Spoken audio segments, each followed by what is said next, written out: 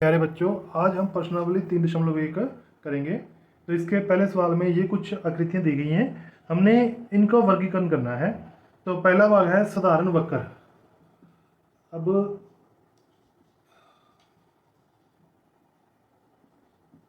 इनमें से बताना है कि इनमें से साधारण वक्र कौन सी है। साधारण वक्र वो होती है जो अपने आप को नहीं काटती। तो ये देखो, इसमें ये नहीं काट रही, फर्स्ट, सेकंड और फिफ्थ, सिक्स्थ और सेवन्थ। फर्स्ट, सेकंड और उसके बाद फिफ्थ, सिक्स्थ और सेवन्थ। इसमें ये आकृतियों में साधारण वक्र है। इसी प्रकार इसका जो सेकंड पार्ट है साधारण बंद वक्र। साधारण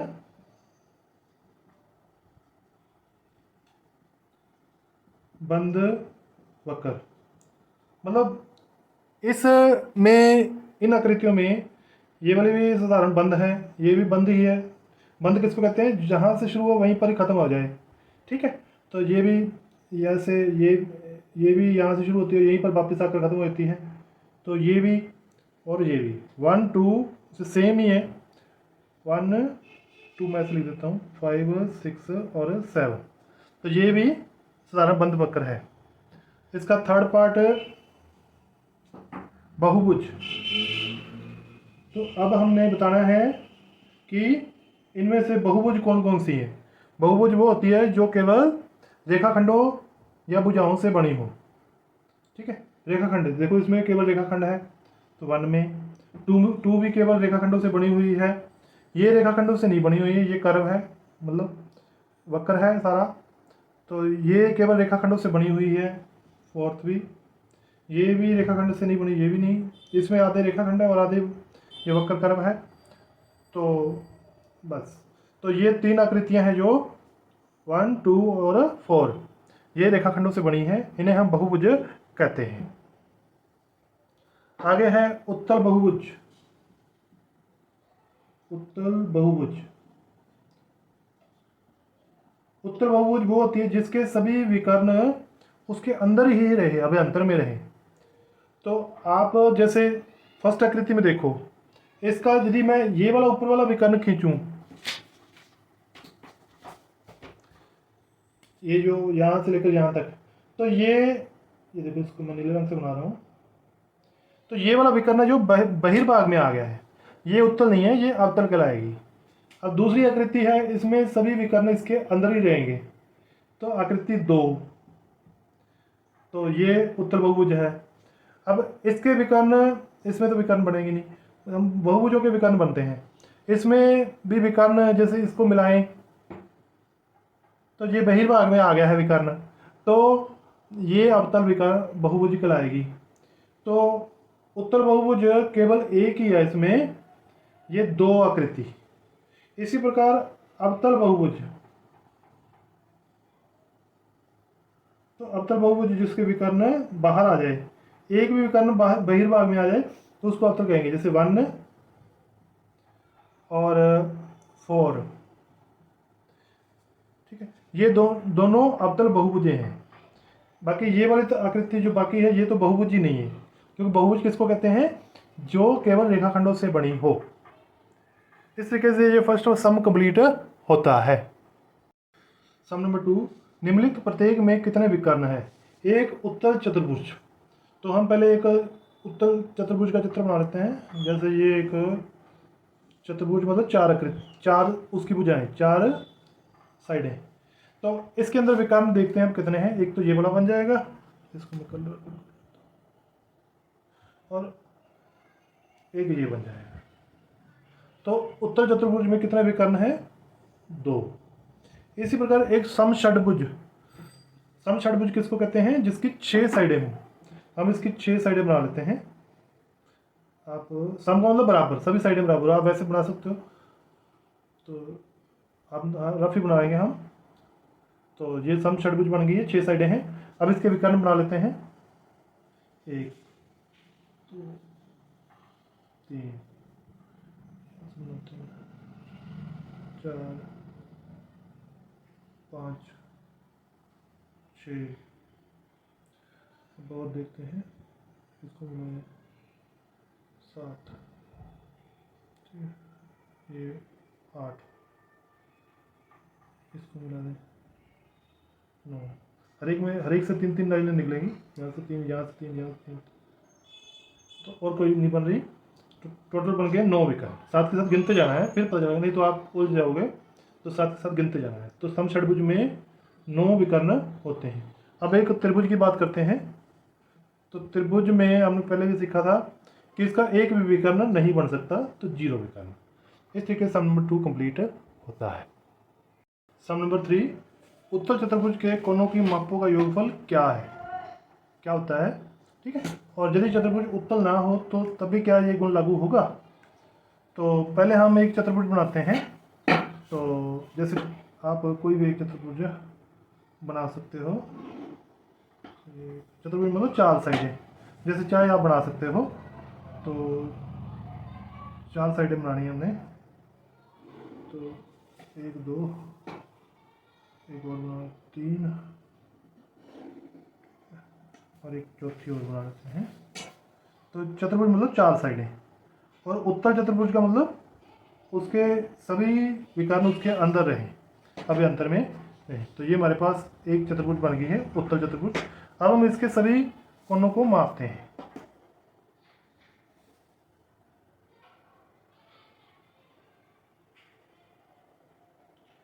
देखते हैं पहला कोण आया है 70 और 8 78, तो 78 डिग्री का है। अब इस कोण को दूसरे कोण को मापते हैं, बारी बारी सभी चारों कोनों को मापेंगे हम। आप अपने आप ये करके देखना।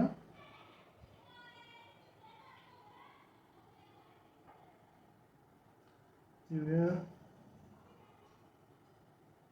96 डिग्री। इसको मापते हैं।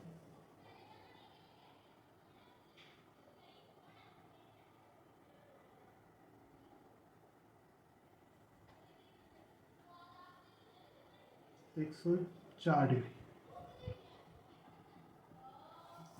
इसको मापते हैं।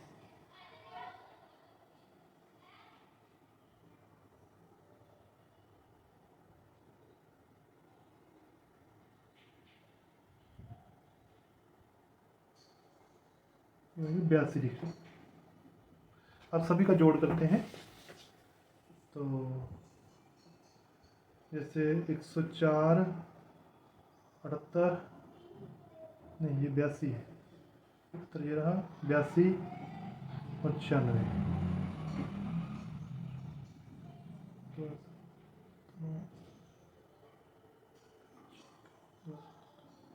360। तो यहाँ पर एक चतुर्भुज के सभी चारों कोनों का जोड़ 360 डिग्री आया है। तो ये बिल्कुल एक्यूरेटली आया है हमारा रिजल्ट। अब हम एक अवतल चतुर्भुज भी बनाते हैं, ठीक है। यदि उत्तल ना हो तो हम फिर देखते हैं कि इसके कोनों का योग कितना आता है। तो अवतल चतुर्भुज बनाएंगे हम। अवतल चतुर्भुज वो होती है जिसके एक विकर्ण बाहर आ जाए, अभ्यंतर में ना हो, बहिर्भाग में आ जाए। तो जैसे ये इस प्रकार की होगी। तो इसके विकर्ण अब बाहर आ गए हैं। अब हम इसके चारों कोनों को जोड़कर देखते हैं। तो पहले ये वाला कोण है, चारों कोण मतलब अंदर वाले चारों कोण। तो हम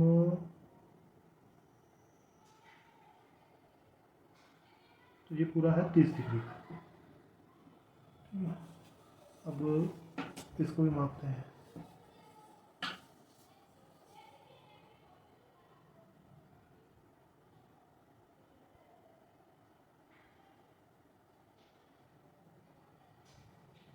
ये भी 30 का है, हमारे यहाँ तो बराबर आ गए हैं।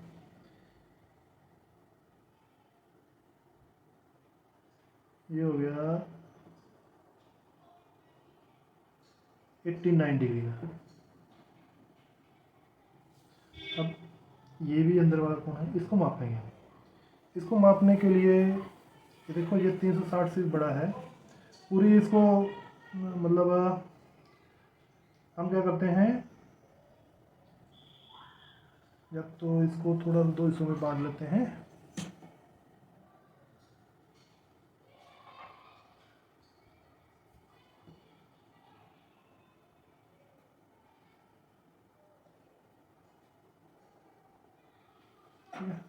पहले आधा माप लेते ऊपर वाला, फिर ये बाकी का नीचे वाला माप लेंगे।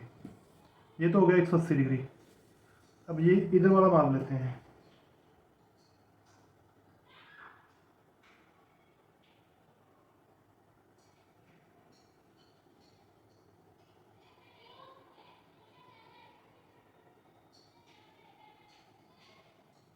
ये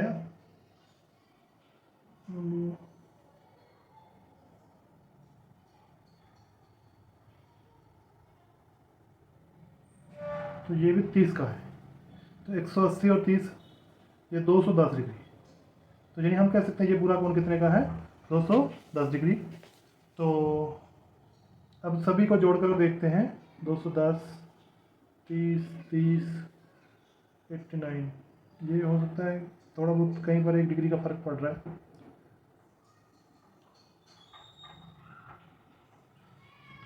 तीन सौ उनसठ, तो हो सकता है यहाँ पर थोड़ी बहुत बनावट में इसकी गड़बड़ हो। तो लगभग यदि एक्यूरेटली किया जाए तो चाहे उत्तल हो चाहे अवतल हो, तो उसके अंदर के चारों कोनों का जोड़ 360 डिग्री होता है। ये आपने याद रखना है, आगे से हम इसको हमेशा प्रयोग में भी लाएंगे। सम नंबर 4 करने से पहले हम एक इम्पोर्टेंट बात को समझेंगे, वो हम इस चित्र के द्वारा, इस एक्टिविटी के द्वारा समझेंगे। तो हमारे पास ये एक चतुर्भुज है। अब हम क्या करते हैं, इसको दो हिस्सों में, दो त्रिभुजों में बांट लेते हैं। तो जैसे यहाँ पर एक लाइन लगा दी, बीच में एक विकर्ण बना दिया। अब हमारे पास क्या हो गया कि ये दो त्रिभुजें बन गई हैं इसमें। तो हमें पता है कि त्रिभुज के जो तीन कोण होते हैं उनका योग हमेशा 180 डिग्री होता है। तो यहाँ पर जैसे ये त्रिभुज है, इस त्रिभुज के तीन कोण को हम 180 डिग्री लिखते हैं। तो जैसे देखो, इसके ये वाला कोण है, ये और ये, इनका नंबर लिख देता हूँ मैं, ये 1, ये 2, ये 3, ठीक है। तो 1 प्लस 2 कोण प्लस 3 कोण, इनका जोड़ हमेशा 180 डिग्री होएगा, ठीक है। इसी प्रकार ये ऊपर वाली जो त्रिभुज है, इसके भी जो तीन कोण हैं, चलो मैं इसको लिख देता हूँ कोण नंबर 4, इसको कोण नंबर 5, इसको कोण नंबर 6। तो कोण 4, कोण 5 और कोण 6, ये 180 डिग्री है, ठीक है। तो अब हम क्या करते हैं, इन दोनों को जोड़ते हैं। हम क्या करते हैं, यहीं से लिखते हैं, चलो, कोण जो 1 प्लस कोण 2 और 5, कोण 2 प्लस कोण 5, ये पूरा बन जाएगा ये, ठीक है। और प्लस कोण 4 प्लस कोण 6 और 3,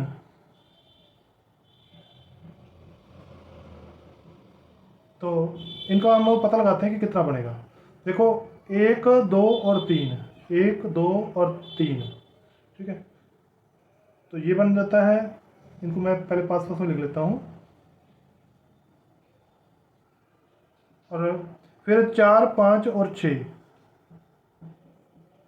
आगे पीछे लिखा जा सकता है इनको, ठीक है। तो मैंने इनको क्या किया है, दोबारा से इसको सही करके लिख लिया है।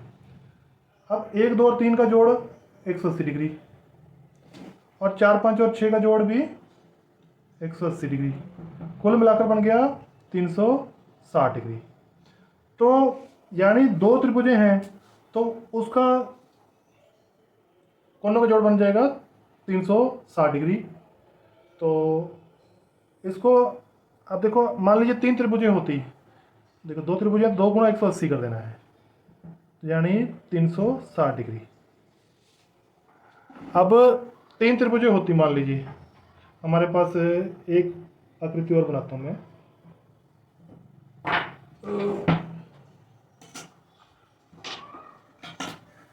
जैसे पंचभुज बनाते हैं।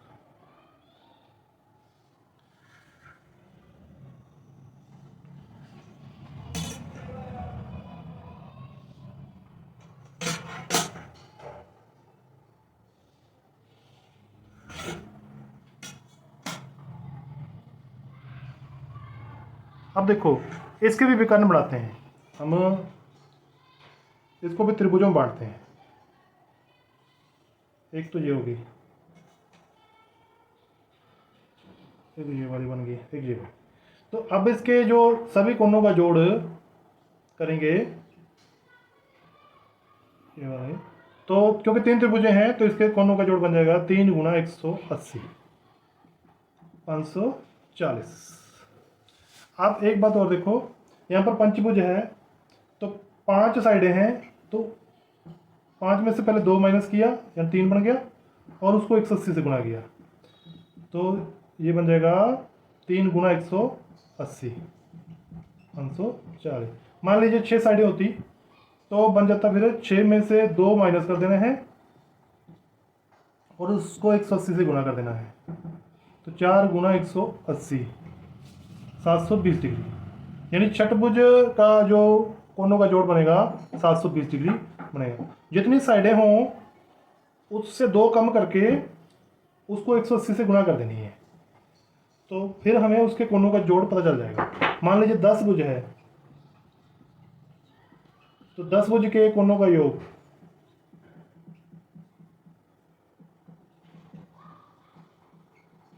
वो आएगा, 10 में से पहले 2 माइनस कर दो और फिर उसको 180 से गुणा कर, तो 8 गुना 180, 1440 डिग्री। यानी 10 भुज के सभी अंदर के कोनों का जोड़ 1440 डिग्री बनेगा। तो अब हम सम नंबर 4 करेंगे। सम नंबर 4 में यहाँ पर भुजाओं की संख्या दी गई है और हमने बताना है कि कोनों का योग कितना होगा। जैसे किसी बहुभुज में यदि 7 भुजाएं हैं, फर्स्ट पार्ट में 7 भुजाएं हैं, तो इसके कोनों का योग कितना होगा। तो 7 भुजाओं में कोनों का योग बनेगा, अभी हमने सीखा था जितनी भुजाएं हों उससे 2 कम कर दो, 7 घटा 2, फिर उसको 180 से गुणा कर दो, तो 5 गुना 180, तो 900 डिग्री उसके कोनों का योग बनेगा। दूसरे भाग में यदि 8 भुजाएं हों, 8 भुजाएं हों, तो दूसरे भाग में यानी बी भाग में 8 भुजाएं हों, तो इसके कोनों का योग कितना बनेगा, कोनों का योग तो वैसे करेंगे, 8 में से 2 घटा दो और गुना 180 कर दो, तो 6 गुना 180 तो 1080। तो इसका तीसरे भाग में 10 भुजाएं हैं, ठीक है, तो 10 भुजाओं में आप वैसे करोगे, और चौथे भाग में n भुजाएं हैं, तो यदि n भुजाएं हों तो कोनों का योग कितना बनेगा, कोनों का योग हम कहेंगे n में से भी 2 घटा दो, n घटा 2 और गुना 180, बस ये इतना ही लिख देना है, ठीक है, n घटा 2 गुना 180। इस तरीके से सम नंबर 4 पूरा होता है। सम नंबर 5, सम बहुभुज क्या है। एक सम बहुभुज का नाम बताइए जिसमें 3 भुजाएं हो, फिर 4 भुजाएं हो और 6 भुजाएं। तो सम बहुभुज, तो ऐसे बहुभुज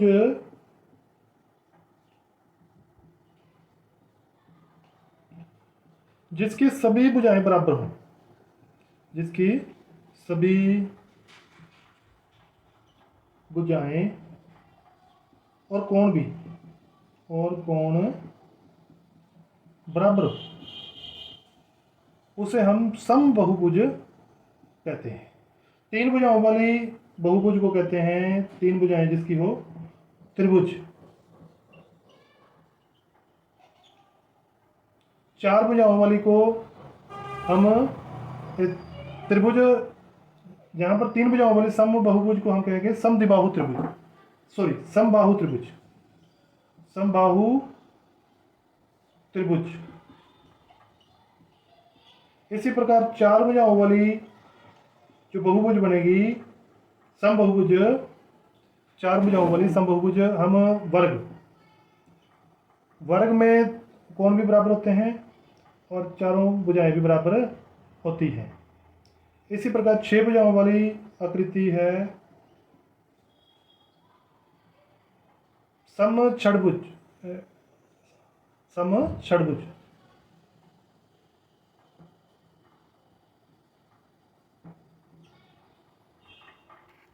सम नंबर 6। इस सम में हमें कुछ चित्र दिए गए हैं। हमने यहाँ पर x का मान बताना है। जैसे इस चित्र में ये एक चतुर्भुज का चित्र है। हमें पता है कि चतुर्भुज के चारों कोनों का जोड़ 360 डिग्री होता है।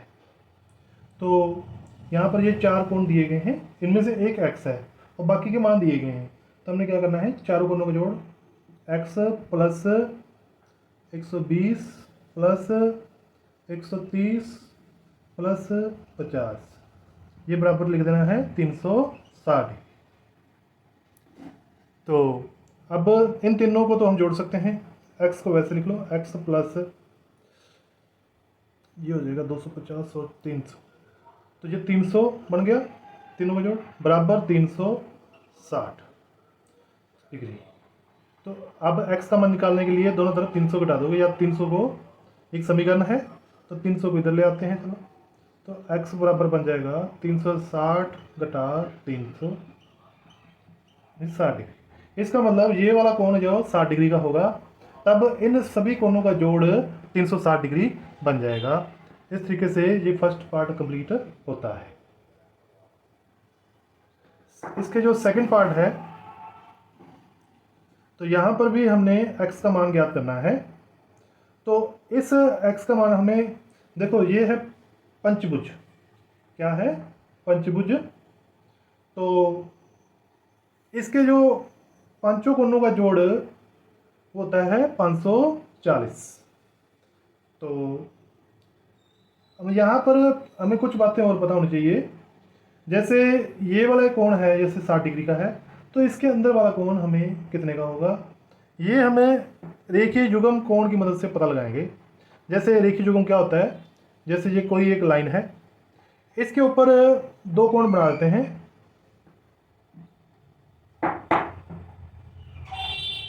तो ये वाला कोण और ये वाला कोण एक सीधी रेखा है, टोटल तो ये बनेगा 180 डिग्री, क्योंकि ये सीधी लाइन है। तो आप डी की मदद से भी आप इसको देखो, तो यहाँ से लेकर यहाँ तक 180 डिग्री बनता है। ठीक है, तो यानी इधर वाला मान लीजिए 50 का है, तो इधर वाला 130 डिग्री का। ऐसे कोणों को हम रेखीय युग्म कहते हैं। ये आसन होते हैं और बीच वाली जो रेखा होती है, इनमें एक सांझी होती है। तो ये यहाँ पर देखो, ये 60 डिग्री का है, तो इधर वाला कितने का बनेगा, 180 बनना चाहिए दोनों को मिलाकर। तो ये बन जाएगा 120 डिग्री का। तो जैसे ये 60 डिग्री का है, तो 180 में से 60 घटा दो, तो ये बन जाएगा 120 डिग्री का। तो हम यहाँ पर लिख सकते हैं ये 120 डिग्री का बनेगा। इसी प्रकार ये वाला कोण है जो 180 में से 70 घटा दे पर 110 डिग्री। अब पंचभुज के अंदर के पांचों कोणों का जोड़ 540 होता है, तो हम इसके पांचों कोणों को लिखकर उनका जोड़ 540 लिख देंगे। तो x प्लस x, ये दोनों x दिए गए हैं, बराबर है, इसका मतलब प्लस 120 प्लस 110 प्लस 30, सारा जोड़ बनेगा 540। तो ये बन जाएगा x plus x 2x plus इन तीनों को जोड़ लेते हैं, ये बन गया 230 260 बराबर 540। तो अब ये समीकरण बन गई है। तो पहले इस 260 घटाते हैं, इसको हम उधर ले जाते हैं।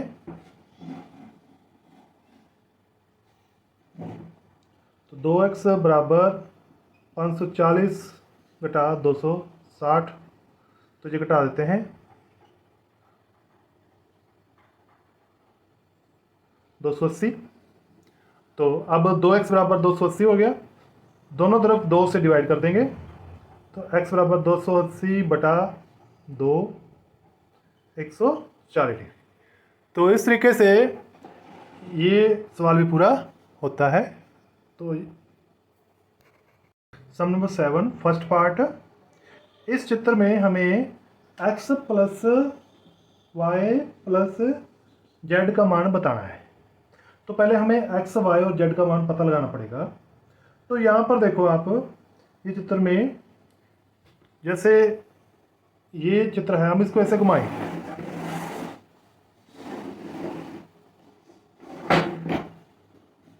ठीक है। तो यहाँ पर ये एक रेखीय युग्म कोण बन गया है, ठीक है। तो अब इसका मतलब x और 90 का जोड़ कितना होगा, 180, ठीक है। तो हम इसको यहाँ पर लिख लेते हैं, x प्लस 90 बराबर 180, ये रेखीय युग्म है। तो साइड में हम चाहे लिख सकते हैं रेखीय युग्म।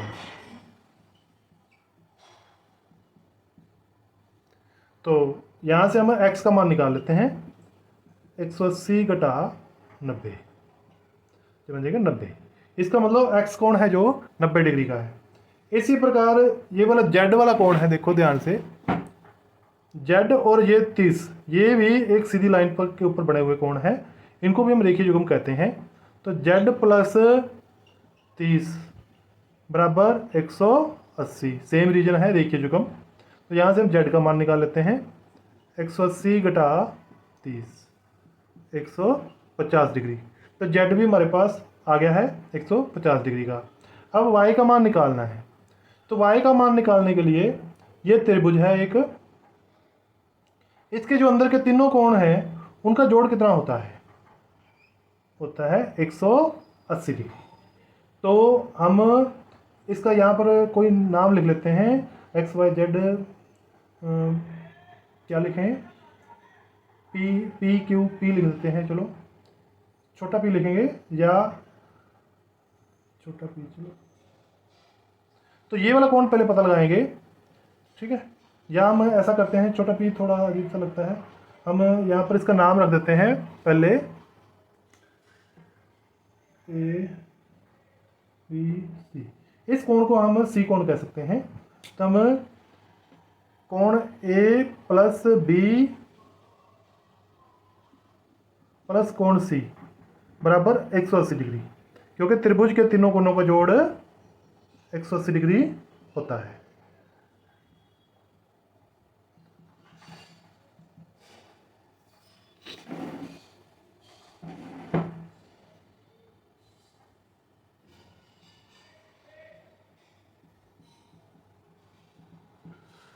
तो अब ए और बी तो हमें पता है, वो है 30 डिग्री और 90 डिग्री। तो 30 प्लस 90 प्लस सी हमें पता नहीं, कौन सी, बराबर 180 डिग्री। तो अब हम इसको सॉल्व कर लेते हैं। 90 और 30 का जोड़ 120 प्लस कोण सी बराबर 180 डिग्री। तो यहाँ से सी कोण सी आ जाएगा हमारे पास 180 घटा 120, यानी 60 डिग्री का। तो कोण सी है जो वो 60 डिग्री का आ गया है। तो अब y और ये वाला 60 डिग्री, तो देखो कैसे कोण है, आप इसको ऐसे रखकर देखो, तो 60 डिग्री और y और 60 डिग्री, तो ये बन गए रेखीय युग्म। तो हम लिखेंगे y प्लस 60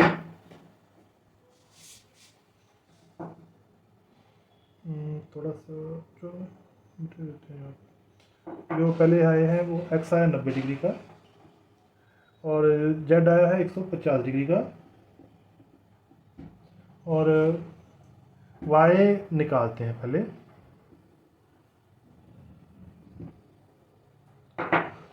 तो y प्लस 60 बराबर 180, ये भी कैसे कोण है, रेखीय युग्म। तो y बराबर बन जाएगा 180 घटा 60, 120 डिग्री का। तो हमारे पास x, y और z तीनों आ गए हैं। तो हमने अब इन तीनों का जोड़ लिखते हैं, x plus Y plus Z. x हमारे पास आया है 90 डिग्री का, वाई हमारे पास आया है 120 डिग्री का और जेड आया है 150 डिग्री का। तो अब तीनों का जोड़ कर लेते हैं, तो ये बन गया 360 डिग्री। इस तरीके से ये सम कंप्लीट होता है। इसका जो सेकंड पार्ट है सभी बच्चे वो अपने आप कोशिश करेंगे। तो आशा करता हूँ ये वीडियो आपको अच्छी लगी होगी, सारी प्रश्नावली समझ में आ गई होगी। यदि फिर भी कोई प्रॉब्लम आती है तो आप कमेंट सेक्शन में कमेंट कर देना, मैं आपको अवश्य ही सॉल्व करूँगा। धन्यवाद, थैंक यू।